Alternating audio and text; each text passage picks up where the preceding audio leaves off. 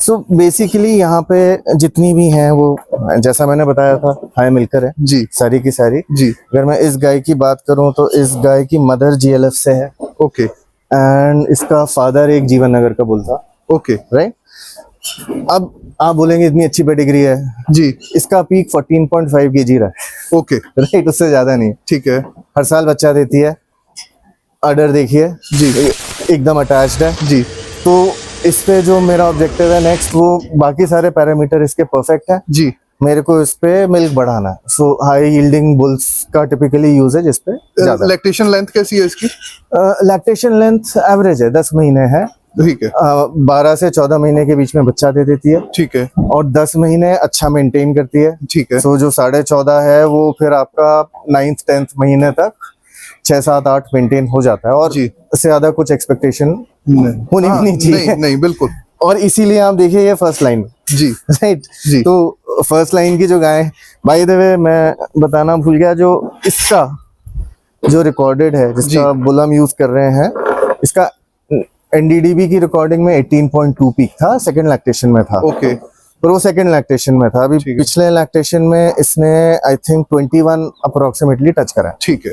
जो इसके साइज के हिसाब से काफी अच्छा है। नॉर्मली भाई पता है बात क्या है, मेरे को खुशी किस चीज की हो रही है, लोग अपनी गायें दिखाते नहीं है और उसके बाद कोई दिखा भी दे तो बताता नहीं है सही सही चीजें कि कैसा परफॉर्मेंस रहा। आपने यहाँ पे 14 लीटर वाली भी बताई है और 20 लीटर वाली भी बताई है। हाँ देख, जो रियल है वही बताना चाहिए वरना तो फिर राइट जी। सो एसेंशियली अब this is pretty much it. 90% अपने पास साहिवाली हैं अब जी। राइट। ये हमारी ये अभी इसका 5th लैक्टेशन चल रहा है। ये S1A है तो पहली जो गाय थी हमारी साहिवाल जी, जी, इसकी जी। पहली बच्ची है ये। Okay right. इसका मदर का इशू था, उसके अडर बहुत लंबे थे। ओके। हाँ तो ये तो बहुत कॉम्पैक्ट हो गया। एग्जैक्टली इसका जो फादर है वो जीएलएफ का है, basically HLDB Haryana livestock development board, सरकारी सीमन। तो जो उसका करेक्शन है वो आप देख सकते हैं कि आई नो कलर वगैरह में इन सब चीजों में तो इतना ज्यादा इम्प्रेसिव नहीं है। इसकी माँ सुंदरता में शायद इससे प्लस ही होगी। ओके। लेकिन जो करेक्शन चाहिए था, उसके अडर में इश्यूज आते थे, मेस्टाइटिस आते थे, ये सब चीजें होती थी because of. But 4th lactation में ये अडर तो ब्रिलियंट है। और नेचर वाइज कैसी है? जैसे नॉर्मली सुनने में आया है कि एचएलडीबी के जो भी एचएलडीबी का जो ब्लड है वो एग्रेसिव है थोड़ा। नहीं, ये अभी खाने में बिजी है जी। आज तक इसने किसी को नहीं मारा और दूध देते हुए शांत, आराम से दूध निकलवाती है। जब ये अपना साइलेज खत्म कर लेगी तो ये आराम से जो है जी। नहीं एग्रेसिव होती तो बता देती अभी है। अभी वो उसको उसका भी साइलेज चाहिए राइट जी। तो नहीं चल। हाँ ये जो है जी 691 इसका इसेंशियली ये एक 58 नंबर गाय थी हमारी, उसकी बेटी है। और ये हमारा जो पहला बुल था समर्थ, उसकी बेटी है। क्या नाम था बुल का? समर्थ। समर्थ। Okay correct. सो इसका अगर आप देखें तो इसकी मदर का जो मिल्क रहा है पीक 4th लैक्टेशन में वो 12 केजी गया है। ओके। कम ही रहा है, मतलब ठीक पीक पे 12 केजी गया है। एंड इसने 16 केजी ये भी फर्स्ट में अपने ओके 16 केजी बहुत बढ़िया। एंड अगर आप इसके अडर्स भी देखेंगे मदर के, उसके इतने लंबे टीट्स हैं कम से कम। ओके राइट, क्लोज टुगेदर है। आप अगर इसके अडर पे फोकस करें तो इसकी टीथ लेंथ भी कम हुई है, अटैचमेंट भी बेटर हुआ है जी। और जो टीथ का स्पेसिंग है जी, अगर हम इसको उधर फेस करा पाए जी राइट, जो टीथ का स्पेसिंग है वो कम से कम इतना गया राइट।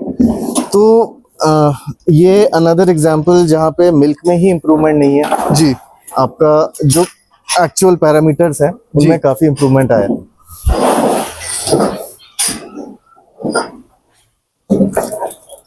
ये ऑलमोस्ट अडर करेक्शन तो आपने अपनी सारी गायों के अंदर कर लिया। मेरा फर्स्ट प्रेफरेंस एक्चुअली मिल्क नहीं है जी। जो देखिए अगर कोई भी ढंग की पेडिग्री का बुल है साहिवाल में, कुछ नहीं तो आपका मिल्क में इम्प्रूवमेंट आएगा जी। जैसा मैंने आपको बताया 80% हमारी गाय जो 6-7-8 साल पहले जो भी स्टार्ट हुआ जी। वो फील्ड काउस थी, तो हमारा एवरेज जो पीक यील्ड जाता था 7 लीटर से लेके 12 लीटर, वही एवरेज रहा। जी राइट जी। उसमें अगर आप कोई भी ढंग की पेडिग्री का बुल यूज करेंगे, आप स्टार्ट 10 से करेंगे, आपका average 3rd 4th 5th lactation में 13 14 15 पहुंच ही जाएगा। राइट जो ऑब्वियसली मिल्क में काफी कम है, बाकी सारी चीजें ठीक है, उस पे आप आंख बंद करके कोई सा भी बुल लगा सकते हैं। राइट बट जहाँ पे जो चीजें डिफिकल्ट ज्यादा होती हैं करेक्ट करने में, वो होती हैं अडर। क्योंकि जैसा मैंने आपको शुरू में बताया, हमारा यहाँ फोकस डेयरी है जी। हमें इनको खिलाना डेयरी से। जी राइट बिल्कुल बिल्कुल। तो डेयरी में आपकी क्या प्रॉब्लम आती है? प्रेगनेंसी, गाय की अगर हम देखें कि बीमारी है इसमें केवल अडर की आती है 90% प्लस प्रॉब्लम्स। राइट अगर अपने आर्डर पे काम कर लिया तो डेयरी के लिए बेटर ही है ना। बिल्कुल। अब ठीक है, माना ये गाय बहुत सुंदर नहीं लग रही है या कुछ नहीं लग रही है, वटेवर, कई लोग सीमेन स्ट्रॉज ला रहे हैं कि भाई इससे बहुत सुंदर बच्ची आती है, क्या करेंगे उसका? बिल्कुल। बस अपने को फोकस करना है, ये अडर जो है सुंदर है। जी That's it. जी। वो सुंदरता as far as breed purity is maintain, breed purity maintain हो रही है जी।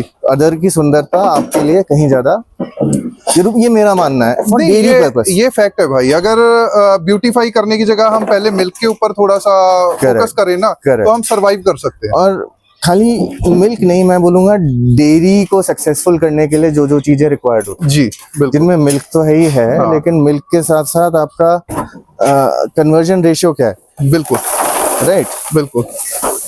अब अडर करेक्शन क्यों जरूरी है? अब इतनी सारी गायों में एक दूसरे के थन पे पैर रखें ये, और उठते बैठते इनको मस्टाइटिस हो, खुद ही अपना पैर रख लें, तो वो नुकसान ही देगी ना। एग्जैक्टली 20 लीटर वाली गाय का भी क्या करोगे जिसके थन ही नहीं काम कर रहे? एक और डेयरी के लिए इम्पोर्टेंट चीज जो बहुत ज्यादा है वो इंटर काविंग पीरियड है।